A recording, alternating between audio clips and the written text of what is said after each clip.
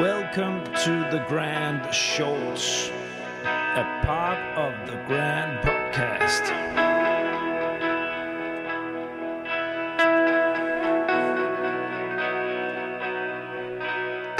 The Grand.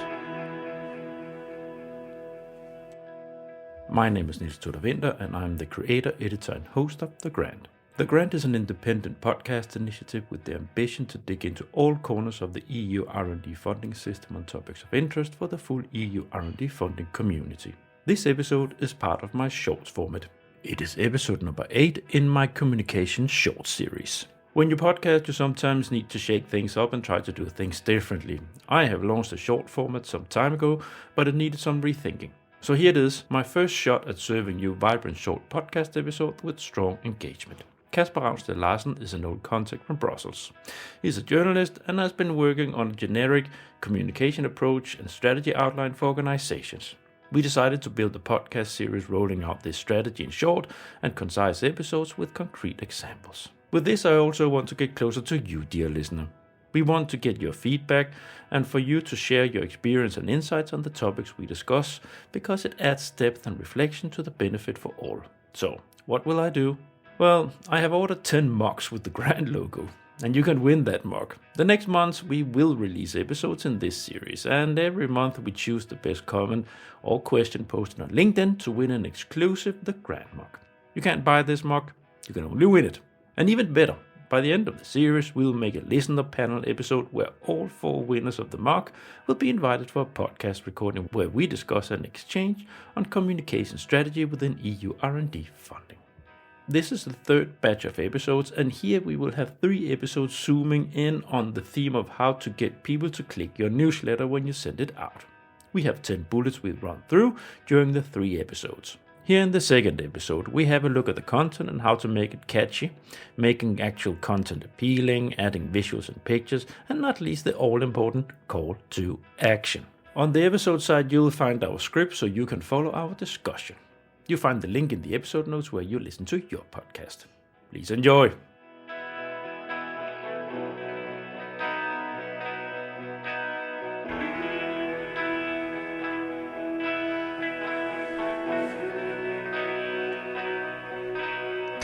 The Grand. Welcome to The Grand, the EU funding podcast. You are listening to my short format, The Grand Shorts, and you are listening to the communication series that I'm doing together with my good old friend Kasper. Hi, Kasper. Hey, how are you?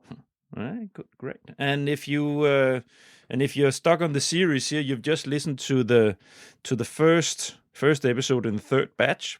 Now you're in the 2nd episode of that 3rd release here in the communication series, where we are outlining a communication strategy. So we're simply taking it bullet point by point by point what you should do if you want to make a streamlined streamlined communication within EU R&D funding, but also within many other things. So many of these things are generic, so it should be useful for many people out there. Nah, Kasper, we just went through. So we're talking about newsletters, and we're talking about concrete content release. And the first episode we just went through, the 3 bullets were related to purpose and format. Now we're moving into now it cannot get more concrete than what we're going to do now, because that's about actual content. Right. So like you said, we're trying to provide tools to pick and choose from. I guess, like you said, the more overall purpose and strategy points about the newsletter we already touched upon in the previous episode. So now we get to the point where we start writing. So we are there in the story where you need to write a subject line. I do think that I'll be honest. I do this myself as one of the last things. Mm-hmm. But that does not make the points any worse, because usually even before you start writing the actual content, you know what it's going to be about, and you know what stories, what specific content parts you have. So I mean, fast forward or rewind if you need to, but this is about the subject line to begin with. So this is not unlike writing a headline for a press release or a headline for a social media post or an article. Or this needs to be catchy. Mm-hmm. This needs to be intriguing. Mm-hmm. It needs to be concise. It needs to be, I guess, descriptive or reflective, or it needs to represent the full, either the most important story of your newsletter or the full image of the newsletter, like Yeah. content. And this is, you know what? Let's just assume we don't have artificial intelligence, right? Because I'm going to get back to that. So let's just say we don't have a chatbot solution. So for this you get better at the more you know your subject. Yeah. So when you start working with this content in an organization, energy efficient buildings or bioeconomy or agriculture, whatever, if you're new and of course you need to understand the content as you move on to be able to. So your newsletter is going to take a little longer in the beginning then, but still but not only that, but especially the subject line, because to make it catchy, that's the aggregated information you have, and twisting that with your creativity in your head to make it both understandable, simple, and catchy. Yeah, and that takes time. Yeah, and it's important, while being creative, still important to let the audience know what they get. What is Yeah, this about? Because you can write something extremely creative and it becomes very cryptic, in the sense of, or like in the purpose of like clickbaiting, like, or baiting in general, I guess, but like open baiting. yeah. But I mean, cryptic doesn't do it itself. I No, mean, it has to be relatable. don't be cryptic. Don't be cryptic, for Christ's sake. You know what? Don't think too much about this. That should also be, I guess, a good advice. Don't overthink your subject line. And if you think it's boring, then let it be boring. There's a new newsletter in 2 weeks. Or as you get better with it, the more it's most important that you don't confuse people or intrigue people, and say, to the extent that they can't be bothered to open your newsletter. Mm. Because that's the purpose of the subject line. That is that you open. That sounds interesting. Yeah, and still there's another thing to consider, Yeah. which relates a little bit back to the audience and the purpose that we talked about in previous episode. You need to imagine a situation where your this persona that we defined, I think, in the very first episode, Mm-hmm. he is sitting there, he or she, sitting there, looking at their inbox. There is 47 unread emails. How do you make sure in your subject line, because you only have the subject line to do this, Yeah. that they actually open your email? When they start deleting unread emails, how is your email not one of the ones they start by deleting? That would be the first one to delete. That's if you start with. How is it one of the emails that they actually save for a little bit later, in 5 minutes or in 3 hours, no matter, but still, how do you not get in that pile, in the pile that goes straight to the trash? Mm-hmm. So it needs to stand out still. But Yeah. but of course, you're right. You should not because then it does become too creative or too cryptic or too ununderstandable, really. Yeah. Like, yeah. Can compare it with my podcast episode names, titles. Yeah, that's my subject line, so to say. And I think a lot about this. And also, my regulars will know when they see the titles of my podcast, they know exactly what they get. And and I don't care. I don't care that they're not creative. If I talk to if I talk to someone about transport and EU funding, I call my episode "Transport and EU Funding." Yeah, it's very simple. I That's people knowing what they're gonna get, right? exactly, because that's exactly that. It's a but to give a few concrete examples of what you can do, like we talked about in the episodes about the press releases and stuff, you can do these like very simple little tricks, like for instance, like use active verbs. Yeah. Like this person did this, do this, or because of this, or something. But keep it short still. But it creates a sense of action, of a running, like of a story unfolding, so to say. You could use, if you're a researcher, which I guess some people are here, or like work with research, like I always like this, like there are these like insights, new insights, latest insights, kind of words. Like imagine you should just like if it's like a brand new research, something nobody knew before, unlocking new insights, our latest research on this and that. Because these words create a sense of urgency in the audience's head. New, latest, unlocking, Yeah, and insights will trick people who are interested in research in a certain area's interest, or like unlocking process. We need to stay informed here, so we need to read this, right? Yeah, that's just a few little, if you're selling a product, use words like discounts, and I mean this is pretty straightforward, but buy our stuff. Yeah, buy our crap. It's cheap. Cheap and sustainable would be great words to use in marketing emails, right? Now, yeah, we need to move on. To keep it short, Casper, we need to move on to the next bullet. But are we finished here on this? I think we can move on. I think now we start writing the actual email.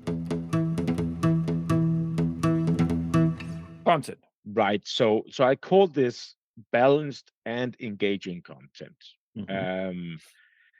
And by balanced, I mean you decide every time you make a new newsletter, you decide on say 2, 3, 4, 5, 6 different stories, a journalist would call it, or points, or articles, or whatever it is you want to basically communicate. If one of them could be like a picture, just that you write a small image text to, but like anyhow, we can get back to that. But the point is here, the balance. Say you have 4 pieces. You need something serious. You need something less serious. You need something long. You need something short. You need something that's informative, and you need something that's engaging. Not in every newsletter, but the important thing here is don't make a whole newsletter of, let's say you have a format where you have 4 different content pieces, not make them all about the scope of the new horizon. Yeah, because I mean nobody's gonna be able to get through that. And I say this with a lot of love, but even researchers, or even people who work deep within the European Commission, are also people, so they're not going to get through that. That's the point of balancing. Then engaging, I think that comes from the balance, but also what is very trendy these days is to like sort of like newsletters have gone back to a more informal and personal tone of voice. In its language. This is a way of engaging people in the sense of making them feel like they are having a conversation with somebody. Yeah. Emotional connection, so to say. It's they get an emotional connection to the newsletter. They laugh, or they get sad, or because you bring, either if you're a good writer, you bring your own stories, or your own, you can twist your own you can twist your newsletter, your text, with your own experiences and stuff, or a small meta story about how you attain this information that you're now communicating, or whatever. Can I comment on that? Yeah. This is very within the world I am in. It's one of the most important things when you do sound. It is to connect with your listener, and you connect with your listener through giving pieces of yourself. You don't connect with your listeners to be a stiff square. You connect with the listeners so they hear that there's a heart behind, and you connect with actually sharing sometimes even things that are difficult to personal stuff, or things that can be like that you wouldn't in a normal official or professional setting, things where like I was fired in my last position, right? And my listeners, I was embarrassed about it, so it took me a while in the podcast to do that, but I released it in an episode when I had a conversation about stress and so on with a guest. And but that's the thing, you when you feel that it's okay, that you feel your listeners, and that you can give pieces of yourself. This is something that makes that connects them to you, and they feel they know you and they understand you. And what you can then do, first of all, you're totally right. Um, Yeah. uh, but what you can even add, well, you use these little anecdotes, and anecdote is not in this sense not meant as funny stories necessarily. It Yeah, just, yeah, you know, yeah. uh, like you could engage your audience further by, if you already, because this is like sharing your personal anecdotes are a way of making everything, making this communication product relatable. I think we Hmm. talked about like relatability earlier, right?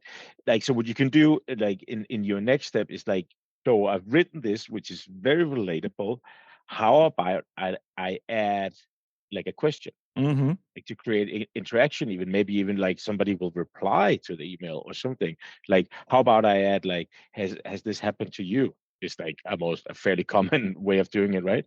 Hmm. Like, tell us your story. Or like, at the moment I'm doing an article on a whole IT system that researchers at universities here in Denmark use for like their travel expenses, etc. Hmm. Um, like very, very administratively annoying stuff for a lot of researchers, because Hmm. it takes time away from there and it doesn't even work and it's not flexible and it's more expensive, etc., etc.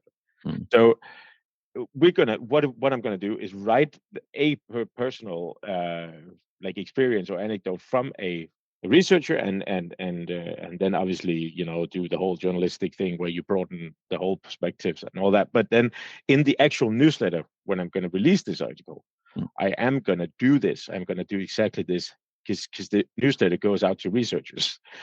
So how does this sound familiar, or something Hmm. like that, right? Hmm. Like, write us with your worst administrative hassle, blah blah story, right? Yeah. So this is a way to engage your audience, because you're in a way you're in the same boat. Yeah, yeah. But you know what? It's also one of the most difficult things to tick your audience to react, because you need to, and that's exactly why you need to get an emotional connection, because you're not gonna get much reaction if you there is. It takes a long time.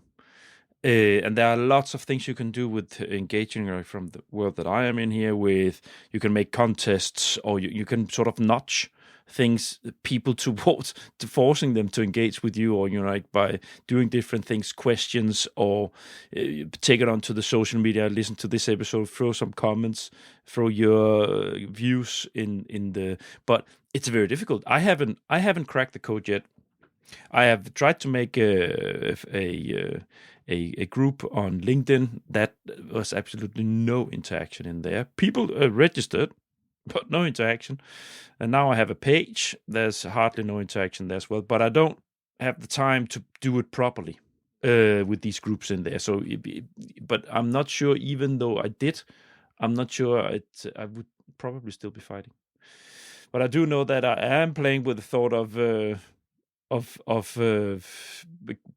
developing some of the grand mocks or something like this, and then say, look, the best comment to my episodes on LinkedIn, they win a cup, you know, stuff like this, Yeah, yeah. That is an engagement tool as well.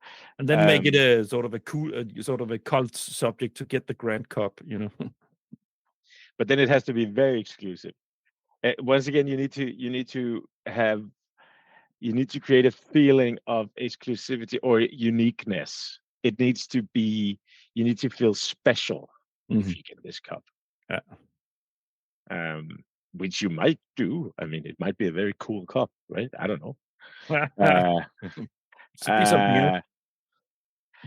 The Right, grand and what you can also do is just, instead of like having like a long text, like sort of, summaries of a longer article, like you can have that in your newsletter, sure, but why not, if you, like, for instance, have a new piece of a new finding in research, like that's one of your stories, like how about just a quote from the researcher explaining exactly what this means to everybody else.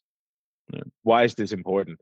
And then just, his name and position, whatever, and that's it. Yeah. And then you move on to the next part. Yeah, other kinds of testimonials or whatever. That a newsletter is a format where basically only there's like no limits to creativity as long as you keep within sort of the consistency and all Consistency, as that we mentioned. that was discussed earlier. So yeah, What about length? this is a tricky subject. Is that would probably dependent on the audience that you're reaching, because some audiences, if it's just it's a research network, they don't mind. No, it has some that there's the length on there, but pretty if it's companies, just so you know. and they might even be ticked off by weird jokes or cartoons or whatever. No anecdotes. Yeah, but lots of footnotes. But that would like you could you could conceptualize footnotes and just make a newsletter about footnotes. Yeah. Call it footnotes. Call it the footnote. Or we're just handing it over to you out there. Yeah. Yeah. Be sure to call if you want elaboration on those ideas. No. I mean, yeah. This is again about like previous episodes. Know your audience. Like what are their habits? What are their reading habits? Like what is your purpose? If your purpose is to entertain, then you don't write like a long essay about scientific essay about this and that, whatever it is. But I think they get the picture. But yeah. No, it's a short format, so we have 2 more blocks. I already mentioned cartoons, and the next point I have here is visuals. Yes, this is which is becoming more and more important, the visuals, huh? Yeah, but might not to the most hardcore old school research peeps around the continent. But if they're not your main audience anyway, then yeah, visuals are big. Statistics. So visuals. I think visuals is what are visuals? That could be a video, that could be a video clip, just something you embed from YouTube. It could be an image. Mm-hmm. It could be like be sure, like if you have like very good stories that you want to link to articles and stuff in your newsletter, like be sure to already have like visual, like a picture there. Like if you did an interview with somebody, you would usually have a picture on the article of that person. But like, I mean, included in the newsletter as well, and also make sure that if you click a link on inside the newsletter to go to read an article on a website, be sure that it's the same image they see. This is the consistency again. Don't use 2 different images like for the same story. Yeah, I get confused. Because you get confused straight away, and you need a little bit of time to find out, was this actually what I clicked on? And this might sound very like basic or very, but it actually works like that. Yeah, it's a good advice. Do you have any recommendations on like how many? Is there sort of a golden golden rule, so to say, when you do yours? Do you keep one, or do you have several photos, or do you or graph visuals? Or I did the newsletter I do now usually has 2 or 3 main stories in the beginning of the newsletter, and they all have images. mm-hmm. And then we have like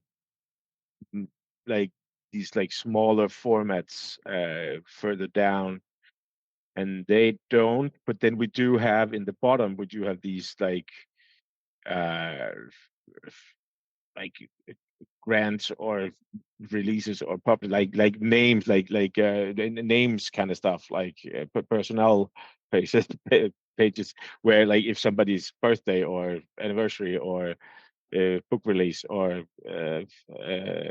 they got a big grant or whatever, then we do have we put a small image of them in there. And this actually, it's a good point. This is to create a sense of community, because the research community in Denmark might be big, but Denmark is a small country. Yeah. So it's not that big, and people know each other. And if they get a feeling that, hey, all these guys that I kind of know, they are also reading this newsletter, or they are mentioned in this newsletter, you get this, I'm missing out. I need to. I need to read that. To get mentioned in here, or I need to, whatever. Yeah. maybe, I don't know. But do you know what I mean? If you see that it's a human face, to somebody who got a grant, whatever. I start getting that with the podcast. So like when I've been having lots of guests now, and then suddenly I have other organizations, and then say, oh, you interviewed them. Yeah. Or we would like to do something like that. Yeah. Okay. Let's see about that, if that's possible. Now, what I wanted to what I wanted to talk about, because actually I don't think we got. So here, maybe we talk a little bit about the layout of you understand the layout of the newsletter, because you have visuals and so on, and you have the text, but you have in the providers, the email machines you have out there, the providers, the suppliers of email services for newsletters. You can do all kinds of things with the content, the colors, the font, stuff like this. Do you have any recommendation about that? Because that's also a visual thing. I think if you scroll a little bit down a newsletter, like into the middle of it, and you take a screenshot, you should have as little going on as possible. So put it on top of each other rather than on the side, like in different columns, because I think this. I know some news outlets and websites are going back to this now by like having small like stories at the side and on both sides, and maybe even in 3 different layers. And I think it creates confusion. I think we are taught in school to read from left to right, at least in the Western world, and then from top to bottom, right?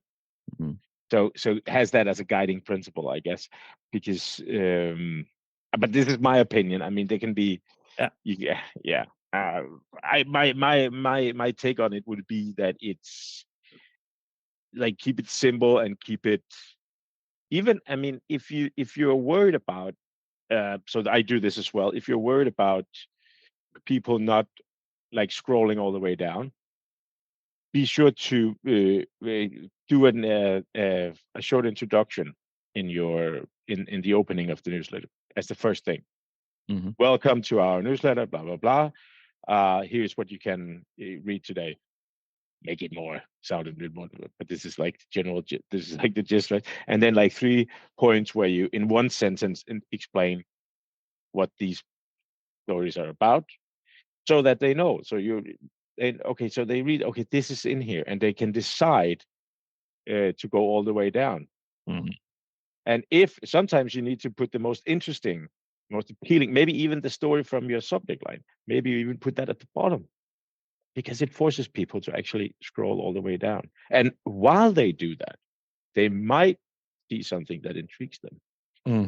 Yeah, I mean, it doesn't always work like that, but anyway, a short intro with, like, say, it's a table of content in a way, but obviously make it more sexy than that. Yeah. No. Short format. We need to, and we're actually falling a little bit behind here. So.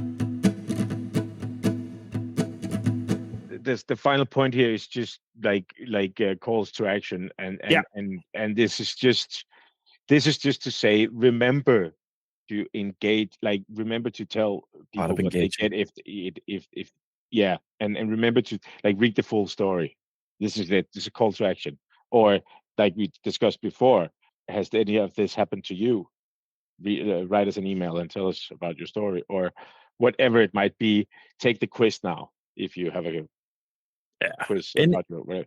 Anything really to create to have the like it is in its term, call to action. It really is just a call to action. yeah. It can take many forms. So yeah, so I mean, I can tell you, my dear listeners, that that's also part of the podcast theory. So it's all interwoven with communication theory here in general. So it's everybody who's listening to this podcast will know that in the end, I always have call to action. So go to my website, subscribe to my newsletter, subscribe to the podcast. Go. If you haven't yet done so, connect with me on LinkedIn. And you have a theory about how much you can do that. Don't overflow that. Some say just have one. I have 3. If you make it consistent, then people know. Let's say the same thing over and over again. I'm very good at it. I can say the same thing in the end of the episode. So it's yeah. but I also sometimes if we're talking about an article or something like, or a paper for that matter, don't like necessarily give the audience everything in the newsletter, even though you spell a lot of it out, because it's Yeah. nice to write and it's nice to read it in an email rather than actually going to a website. If there's something still, Mhm. if there's some information left out, you can even write that in your call to action. Mhm. Read the full story. Yeah. Because that already indicates you're not getting the full picture here. On that note, Yeah. that concludes this the second episode in this third batch of our communication series here. Now, let's say goodbye to the listeners and see you in the third one. Bye. Bye-bye. Thanks for listening to this episode of The Grant. Want to win the mug? Well, find this post on my personal LinkedIn profile or the Grant LinkedIn site, share your thoughts or throw a question or give us some feedback. All the Grant episodes have their own site on the Grant website. You'll find the link in the episode site where you listen to your podcast. On the site for this episode, you'll find a link to Casper's personal LinkedIn site and his communication company. Further, there will be links to the communication short series main page. Finally, you will find the script that we have used so you can follow the examples and the structure of the strategy. Next up is the third episode where we have a look at optimizing your content for the mobile phone format. We discuss the proofreading element, and then finally we discuss the very important element of keeping track of your stats to analyze your performance and adjusting accordingly as you move forward. See you next episode.